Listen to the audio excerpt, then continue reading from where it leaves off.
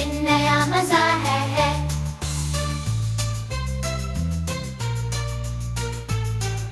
मिर्ची, भिंडी, गाजर, गोभी सब मिलकर सब्जी बनाई। टमाटर और पालक भी रोटी के साथ खाई। एलुमिनियम का हाथी वे तो फ्री में सो रहे थे। एलुमिनियम सब्जी खाना अच्छा है, मजेदार और सेहतमंद, हर दिन नया मजा है।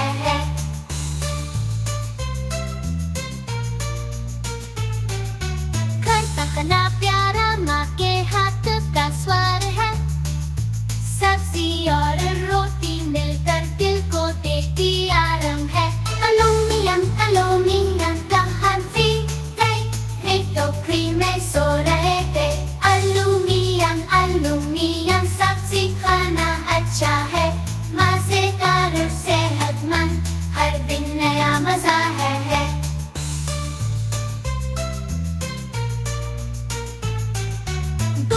मटर पालक सब्जी खाना अच्छा है, मजेदार सेहतमंद, हर दिन नया मजा है। एलुमिनियम